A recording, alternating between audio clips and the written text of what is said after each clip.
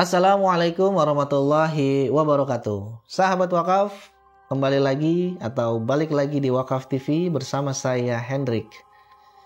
Kali ini kita akan membahas tentang mu'alafnya seorang Miss World. Ya, mungkin bahasa World saya agak belepotan kali ya bahasa Inggris saya, tapi nggak apa-apa lah ya. Mudah-mudahan teman-teman atau sahabat wakaf paham maksudnya ya. Jadi ada yang namanya ajang Miss World ya, yang sudah kita kenal. Ada juga ajang yang namanya Miss Universe gitu kan. Tapi ada loh ya Miss World ini yang memang yang tadinya dia Kristen ya, dia terus masuk Islam. Nah, sebelum kita bahas, mungkin kita akan coba kulik sedikit ya. Kenapa sih ada atau diadakan ajang seperti Miss Indonesia, Miss Universe, Miss World gitu kan? Tujuannya apa gitu?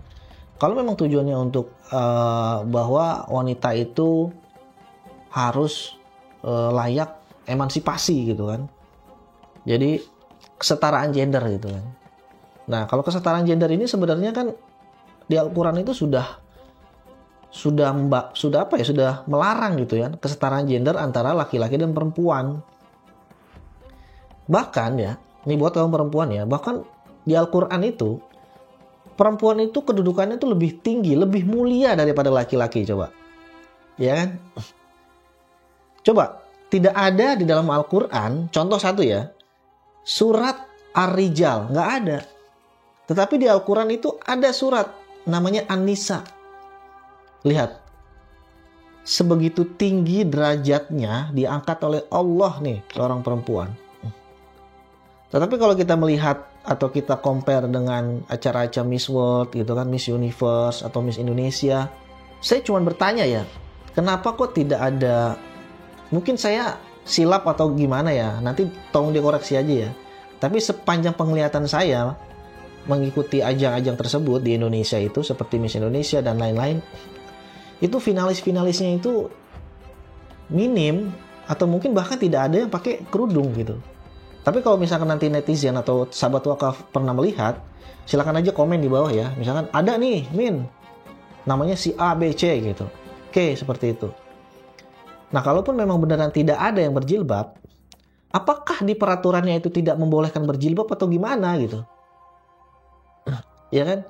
Padahal kalau kita lihat di Google itu banyak juga loh di negara-negara lain yang memang dia itu mengadakan ajang-ajang miss-miss seperti ini tuh ada yang pakai kerudung gitu kan, seperti itu. Jadi saya tuh jadi agak gimana ya? Bukan apa ya? Bukan husnuzon, bukan suuzon, tetapi kayak lebih khawatir aja. Jangan-jangan ini ada permainan nih dari program misionari dunia kan? Misionari dunia yang mana ingin para wanita-wanita tersebut atau wanita-wanita muslim itu dijauhkan dari agamanya. Sehingga dengan berpakaian minim seperti itu dianggap biasa. Padahal namanya ada yang ke-Islam-Islaman loh. Nanti teman-teman boleh cek ya, finalis-finalis Miss Indonesia gitu kan. Jadi mereka tuh nama-namanya nama-nama Islam gitu, perempuan. Walaupun memang dia sebelumnya belum menggunakan jilbab gitu. Tapi nggak tahu deh, ini peraturannya yang dibuat seperti itu atau seperti apa. Kalaupun ada yang berjilbab gitu kan, mungkin juga kita tidak pernah melihat pemenangnya gitu kan, wah pakai kerudungnya kerudung syar'i ya, kerudung yang sesuai dengan aturan Islam, sesuai dengan Al-Quran dan hadis ya, bukan cuma kerudung yang dilipat-lipat gitu ya, digubet-gubet gitu gitu, belum ada gitu. Paling adanya tuh pemenang apa, juara Kori internasional ya kan. Nah seperti itu. Jadi pembahasan kita kali ini adalah untuk mendobrak bahwa kegiatan-kegiatan seperti ini tuh finalisnya itu memang ada yang masuk Islam ya kan, ada yang dia itu memang taat sama perintah Islam setelah masuk Islam. Nah kalau di Indonesia itu terakhir itu juara atau finalis Miss World di dunia itu namanya adalah Monica Kezia Sembiring dari Sumatera Utara ya, yang prestasinya luar biasa ya. Ya mudah-mudahan nih kita nih yang nonton channel Wakaf TV ini tidak terjerumus dengan cara-cara misionaris yang seperti ini, ya kan? Apalagi kalau bukan misionaris gitu kan? Siapa lagi? Tidak ada umat Islam itu yang mau mengkampanyekan tentang pembukaan aurat gitu kan? Nggak ada tuh. Nggak ada orang beriman yang mengkampanyekan tentang aurat harus dibuka, itu nggak ada, ya. Kecuali dia imannya perlu dipertanyakan. Jadi kali ini kita akan bahas tentang kisah mu'alaf Miss World yang dia itu tobat dari judi, dari miras dan narkoba. Siapa dia? Langsung saja ke ceritanya. Sebuah jurnal Arab bernama Al-Quds Al-Arabi di London memberitakan bahwa seorang supermodel dan aktris film internasional terkenal dari Ceko, ya, Markéta Korinkova, telah mengejutkan fansnya dengan mengumumkan pertaubatannya, kemudian memeluk agama Islam. Setelah itu mengubah namanya menjadi Maryam. Mantan ratu kecantikan dari Republik Demokratik Cekoslowakia atau Ceko dikabarkan telah menjadi mu'alaf di Dubai saat ia mengadakan press release pada pihak media dan halayak ramai yang hadir. Ia menyatakan setelah memeluk Islam, beban hidupnya semakin berkurang dan ia merasa hatinya semakin lapang. Mungkin ini banyak ya dialami oleh para mu'alaf-mu'alaf lain selain Miss World ini ya. Ini testimoni real, asli, tanpa settingan. Ketika dia banyak masalah di dunia ini dan ketika dia menyerahkan hidupnya kepada Islam, karena gini, Islam itu kan artinya kan berserah diri, memasrahkan semua urusan kehidupannya itu sama Allah, sama Tuhan pencipta alam. Nah, itu kebanyakan mu'alaf-mu'alaf itu memberikan testimoni itu di situ.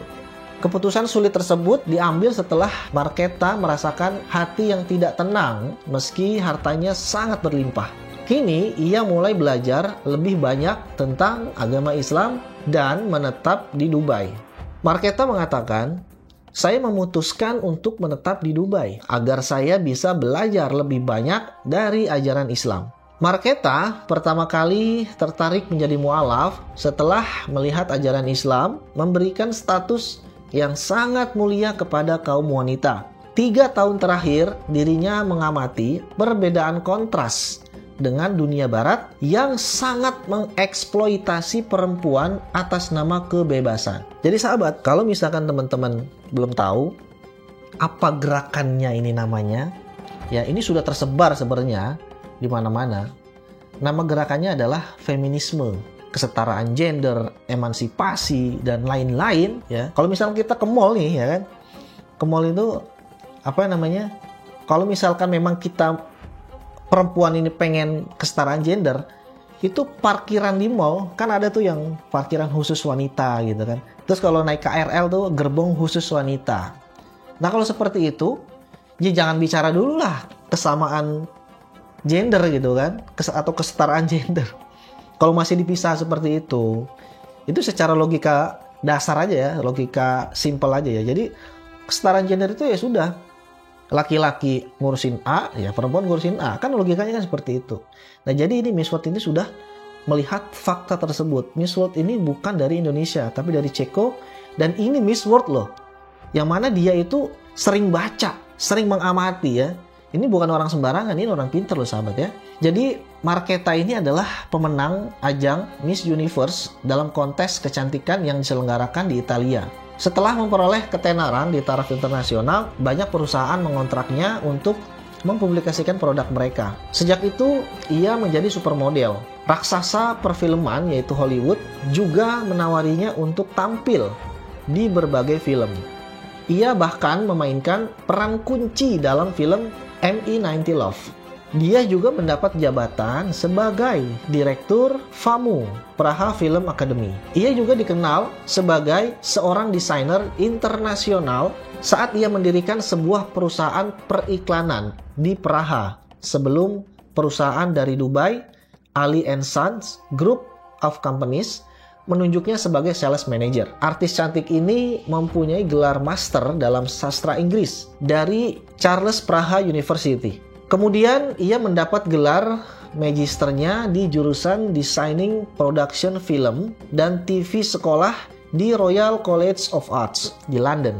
Ia juga pernah bekerja untuk BBC setelah menyelesaikan studinya. Setelah mendapatkan posisi Miss World, di puncak kesuksesannya, ia malah merasa tekanan mental yang sangat luar biasa. Ia berusaha sekuat tenaga untuk menyingkirkan kegelisahan mentalnya. Lalu ia terpaksa untuk menenggak minuman keras, kemudian ke diskotik, berjudi. Namun yang ia rasakan justru malah jiwanya itu tidak bisa tenang. Atas saran dari salah satu temannya, ia mulai mempelajari berbagai agama semenjak 3 tahun yang lalu. Sebagai seorang penganut agama Kristen sejak lahir, ia tidak menemukan pelipur lara dalam kekristenannya. Perlu digarisbawahi ini ya.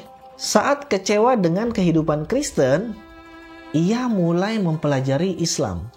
Ya, perlu digarisbawahi lagi nih ya. Matanya kemudian mulai perlahan demi perlahan terbuka.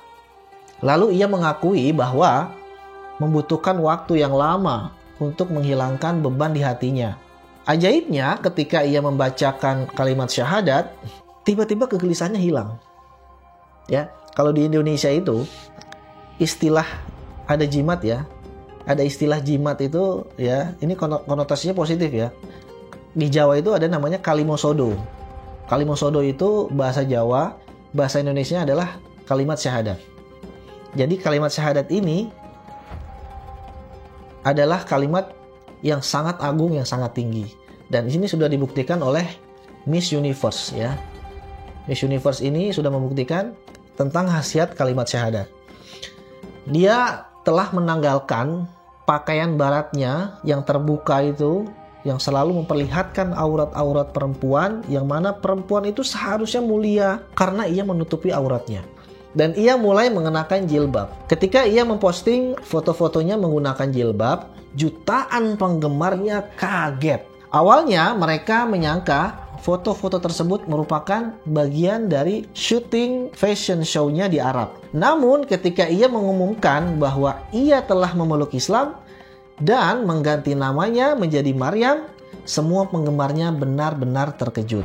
Ya, teman-teman, sahabat wakaf. Jadi, memang betul ya. Hidayah itu bisa datang kapanpun, dimanapun gitu ya. Tapi, yang perlu digarisbawahi adalah hidayah itu datang bagi orang yang mencari. Ya. Karena si Marketa ini kan mencari dia kan. Dia sudah tidak menemukan Tuhan, sudah tidak menemukan ketenangan, dia sudah tidak menemukan kebahagiaan di dalam Kristen. Kemudian dia mencari. Nah, ini mencari nih, kata kuncinya mencari.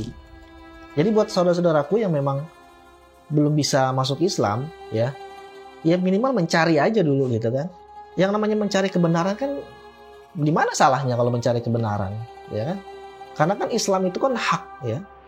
Jadi buat teman-teman semua, kisah dari Marketa ini sangat-sangat bisa kita jadikan pegangan untuk kita lebih giat lagi beribadah kepada Allah. Bahkan seorang Miss Universe saja itu bisa mendapatkan hidayah dari Allah. Dan dia menemukan bahwa ya dia menyadari loh tadi ya saya ceritakan.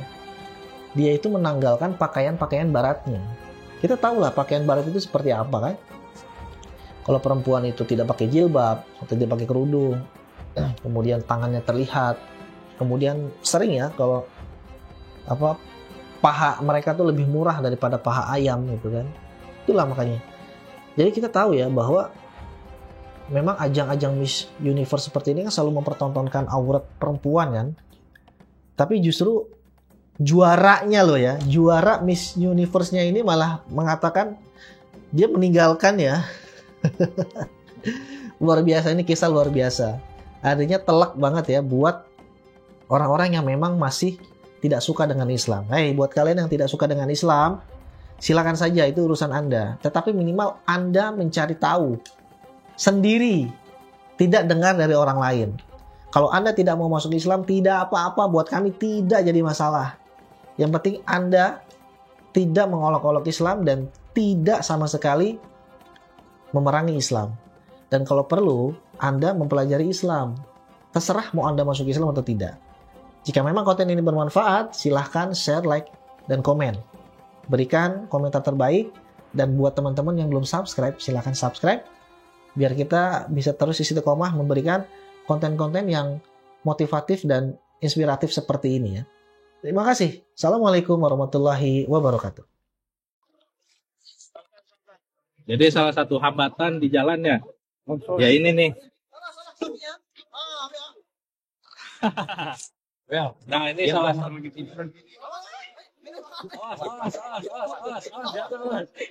Hampir aja nih kawan kita jatuh ke sungai. Jadi memang salah satu hambatan kita itu kalau masuk ke pedalaman ya seperti ini salah satunya. Belum lagi kayu-kayu itu pada muncul dari dasar sungai. Jadi memang perlu kehati-hatian dan tingkat risikonya juga tinggi, besar ya.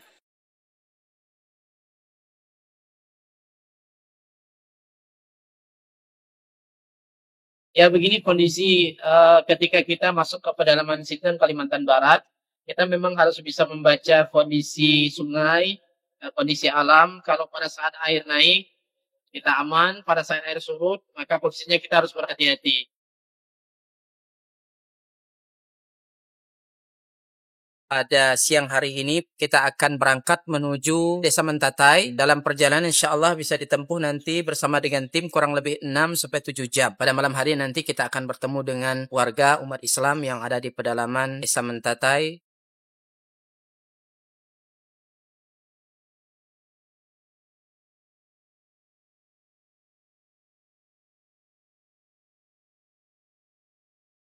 Alhamdulillah sudah kurang lebih 600 mu'alaf yang masuk Islam dengan asbab dakwah ini. Dan tentunya ini tidak hanya sebatas mereka memeluk Islam, tetapi masih banyak PR-PR yang harus kita selesaikan. Dalam hal ini kami membina mereka membutuhkan Al-Quran untuk kita sampaikan kepada mereka yang menjadi sarana mereka dekat dengan Allah Subhanahu wa Ta'ala.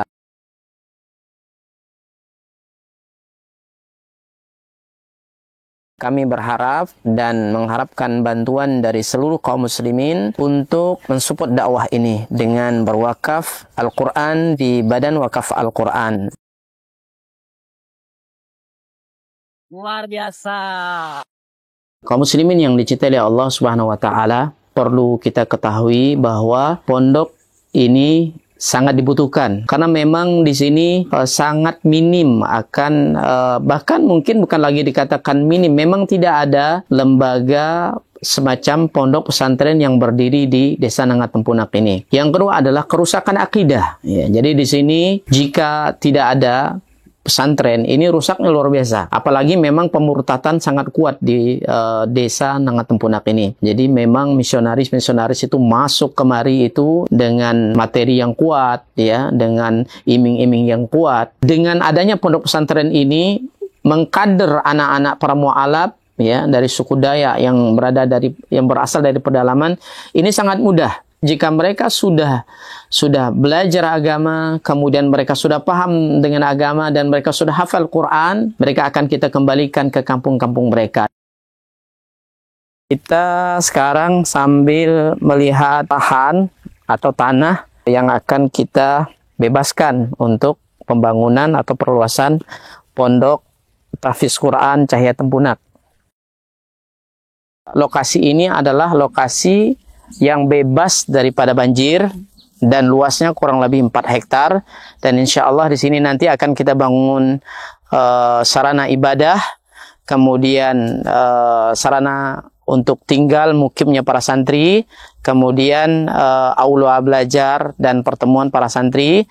Dengan demikian ini akan membantu dakwah dan memaksimalkan dakwah di pelosok pedalaman Sintang Kalimantan Barat. Kami mengajak kepada seluruh kaum muslimin untuk mensupport, membantu dakwah ini dengan menyiapkan donasi dan wakaf terbaik melalui Badan Wakaf Al-Quran, dan semoga apa yang kita korbankan di jalan Allah SWT, harta kita, lelahnya kita, semua akan Allah berikan ganti dengan ganti yang lebih baik, kemudian diberikan balasan dengan balasan yang terbaik. Dan kami mendoakan semoga antum semua dijaga oleh Allah SWT dari seluruh musibah baik dunia maupun akhirat. Barakallahu fikum. Assalamualaikum warahmatullahi wabarakatuh.